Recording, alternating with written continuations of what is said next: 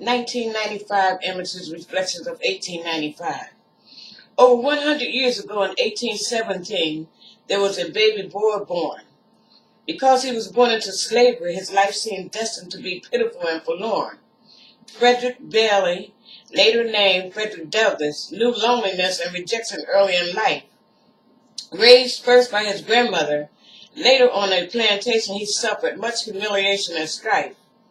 But this young, determined young man somehow managed to turn a seemingly hopeless life situation into his advantage. He later left the plantation, and his life suddenly seemed viable when he discovered the freedom of learning to read from the Bible. This fatherless, poverty-stricken slave went on to become one of the greatest abolitionists alive. Frederick Douglass fought for freedom and civil rights until he died. In 1856, Booker was born into this world as a slave. Working as a young child on the plantation, it seemed his life was already being paid. He later adopted the last name of Washington after the Emancipation Proclamation was passed, when he heard other children being called by two names in his school class. Booker learned at an early age how to please people. He taught the Southern Golden Rule, which was work on the ground, don't try to climb the steeple. He delivered the Atlanta Compromise Address in 1895, and overnight he became the most successful, sought-after black man alive.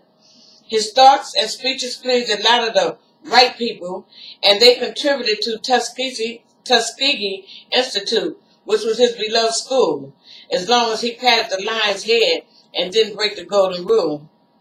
Booker did what he believed in right up until his last day, and he helped his people through his teachings, no matter what his critics might say. W.E. Du Bois, born 1868, 3 years after the Civil War, came into this world a free man, and from the beginning he knew what he stood for. He was a brilliantly learned man studying abroad, then returning back to speak out, telling his people instead of whispering and whimpering, demand your rights with a shout. He believed education was the main key to unlock the segregation shackles in the community. His writings earned him international acclaim, but at home he was still turned away, segregation versus fame. W.E. Du Bois died in Ghana in 1963, leaving examples of his courageous fight for democracy in his writings for all to see. These three strong black men left on record that there is no excuse for man, woman, boy, or girl to be ignorant as long as there are book schools of determination in this world.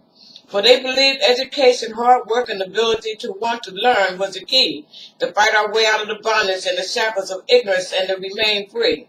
Meditate of these reflections and give positive directions.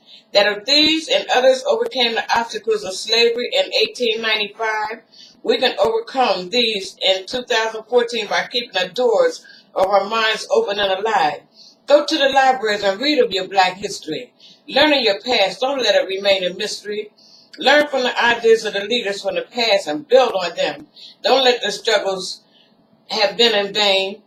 For to be a slave is terrible, but to be a slave to ignorance is 100 more years of pain.